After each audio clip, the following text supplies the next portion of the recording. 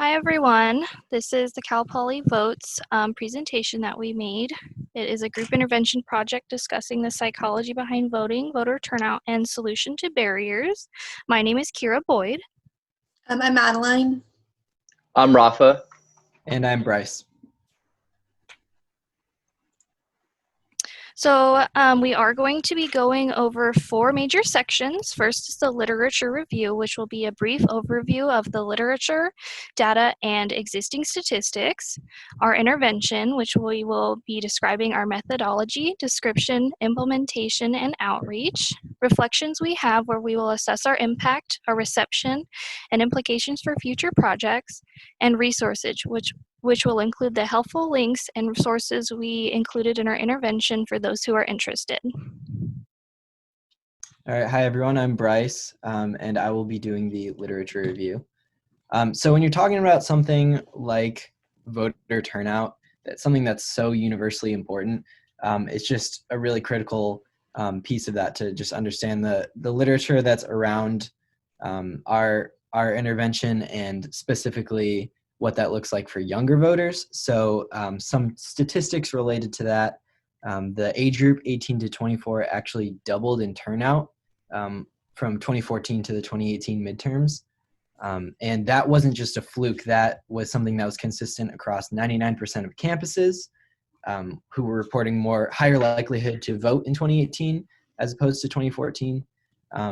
Although, even though this is really good news, overall, young people just come out in really low numbers, and we're still sitting under 50% even after this doubling. That being said, though, Cal Poly does have the second highest new voter registration among California colleges.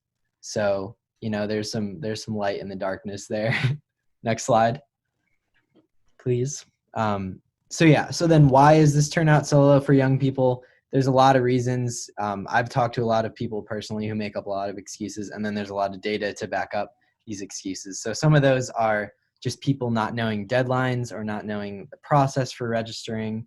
And sometimes that process is overly difficult and kind of gatekeeps people who aren't totally invested in registering.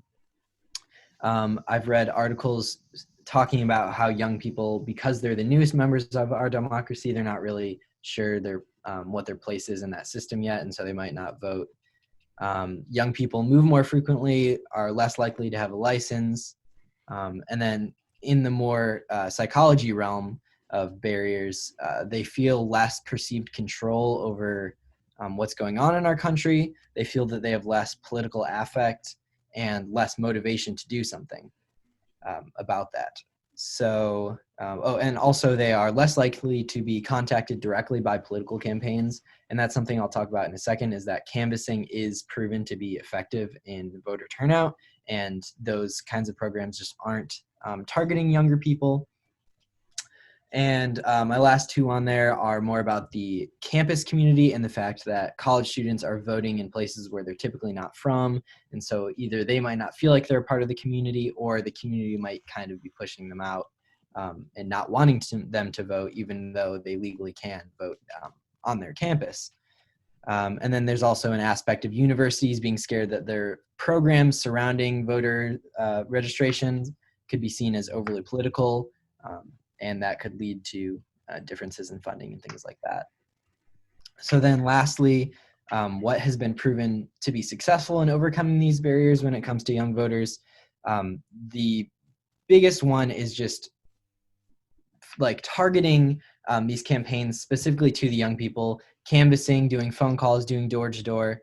And that's something that obviously happens in every election, but it usually just isn't targeting young people. And so the benefits in terms of voter turnout are not in those demographics.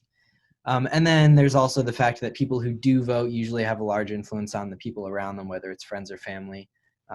I think people have more of an effect on their close friends than they think that they do.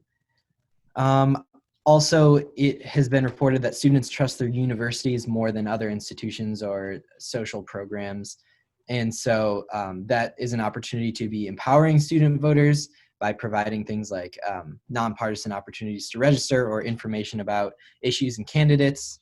And then obviously just the political climate that we're in right now with with Trump, and there's a million things going on. But we saw it in the midterms that there's this new blue wave. It's young people caring about what's going on and starting to feel like they can make a difference. So using that momentum to our advantage is definitely something that can affect voting. And then specific to Cal Poly, there was the Flex Your Right campaign launched by ASI in 2016 that also has increased Cal Poly registration specifically.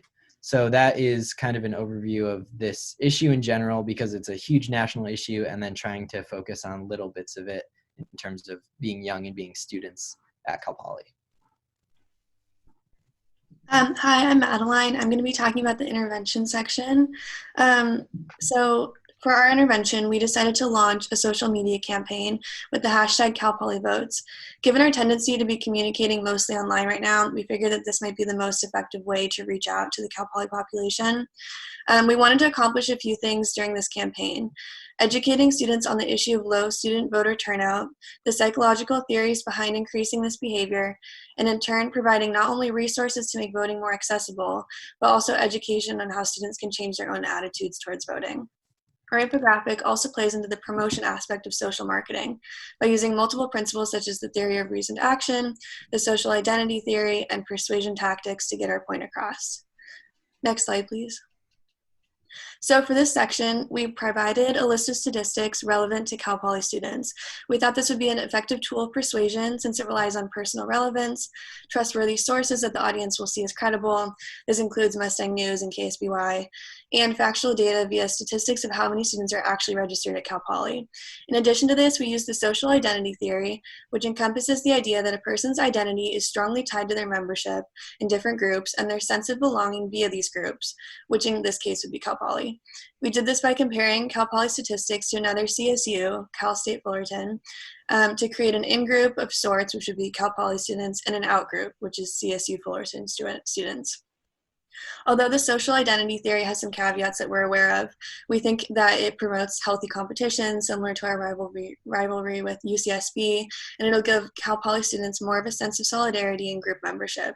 We also provided resources for students on the right hand of the infographic, which tie into the principle of personal control and allow students the opportunity and resources to positively change their behavior. Next slide. So the main principle that we use during our intervention is the theory of reasoned action. We encourage students to see voting as a worthwhile activity by generating a discussion about whether they and society see it as beneficial. With the principle of attitude, we wanted to address this question: is voting considered a good and effective behavior, or do students see it as a waste of time? We use the theory of reasoned action to explain that with increased positivity towards the act of voting, students are more likely to exhibit this behavior. So by shifting attitudes into viewing voting more positively and seeing it as an effective way to make change, this behavior will increase. For subjective norms, we tried to generate discussion towards how society in general views voting. So how do students' classmates, their friends, their professors, roommates, families, etc., how do they all tie into this person's attitude toward voting? For subjective norms, people feel more likely to comply with behavior if it's a norm and others support it. In the infographic, we explain that by surrounding yourself with others who view voting as beneficial, a person will view it as a norm. We also created a hashtag to hopefully generate interest in voting and shift attitudes as well. Additionally, we encourage students to find solidarity in their peers who see the value in voting. Doing so will help support the idea of voting as a positive subjective norm. Next slide, please. So increasing a person's belief that they can successfully perform a behavior leads to an increase in this person's intention to perform the behavior. This can be achieved by the third principle, personal control, which is basically, do the students feel like they have the resources and opportunities to vote? So by making voting more accessible to students, it allows an increased opportunity to vote. We wanted to do this by including links to register, both for slow residents and non-slow residents, to give students a way to educate themselves on how they can vote. In addition, students will feel more confident about the act of voting through these opportunities that we provided, which include factual data, group membership through social identity theory, education about changing norms, and resources to address any questions about where to vote, how to register, or how to find candidate information. Next slide. So the last tactic we used was persuasion, and we did this via the social marketing principles.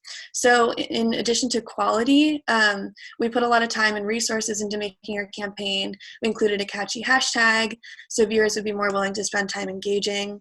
And it also provides a unique method of identification, so it can be searchable on social media.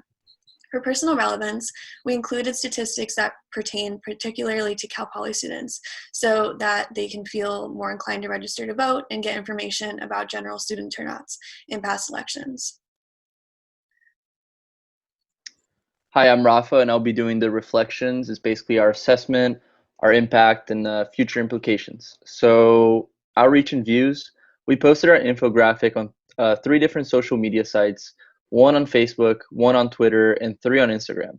In all cases, the posts were tagged with hashtag CalPolyVotes, the hashtag we created alongside our infographic to help spread the word and make the intervention easily searchable and viewable to many. So far, we have had nearly 3,000 people view our infographic and received only positive feedback. So moving on, obviously current world climate prevented us from taking our intervention project to the heights we desired without the ability to conduct in-person campaigning. While our social media postings hopefully induce people with the courage and will to get out and vote during the upcoming election, we would have obviously liked to implement more strategies to amplify the importance of voting and ultimately increase voter turnout. Let's go over some of these strategies in the next slide. I believe some of the most effective strategies we could have used to increase voter turnout at Cal Poly is addressing ignorance, design barriers, and providing incentives. A big reason, personally, I believe, why people don't vote is because they might not realize the importance of voting or even how to vote. So addressing ignorance first is important. This might have been done by encouraging, or maybe, if possible, mandating that faculty and staff present students with information about where and how to vote at the beginning of each respective class. Additionally, placing voting stations in high traffic, easy to see areas would likely have served enough as a visual trigger for students to vote. This would be addressing the potential design barrier by removing the extra burden of having to locate the nearest polling station. Furthermore, as has been evident in my personal experience throughout college, students often jump at the opportunity to earn extra credit. With this in mind, offering extra credit to students who vote would be a sure way to increase turnout. These intervention strategies may be bold and would have likely taken more than just our desire to see them come to fruition. However, if we had the opportunity to work with Cal Poly staff and make these happen, I believe we would see a significant improvement in voter turnout. All right, so I'm Kira. I'm just going to be going over some resources that we used, helpful links and sources for those who are interested. So here are the resources we included in our infographic. As mentioned before, we tried to use sources that 1, were credible and resourceful, and 2, would strike a chord with Cal Poly students in particular. Because of this, we used information gathered from the Cal Poly SLO ASI website as well as the Mustang News website. The ASI website is a great resource for our campaign as they have their own campaign trying to garner voting support among Cal Poly students called the Flex Your Right campaign, which we mentioned earlier. The link we provided above links to that page, which includes voter registration and civic engagement information as well.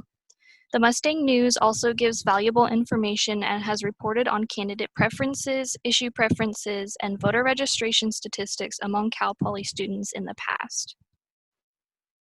And then additionally, we included an article from the local KSBY News in our infographic. Much like Mustang News, KSBY has shown an interest in student voter turnout and has reported on the impact of Cal Poly students in past elections. Finally, we included the simple resources of the San Luis Obispo County website and the United States voter registration website so that one may check their voter registration status or register to vote. These appeal not only to Cal Poly students, but to people both local to our county and outside of it. And then there are the references. Thank you guys for listening to our presentation.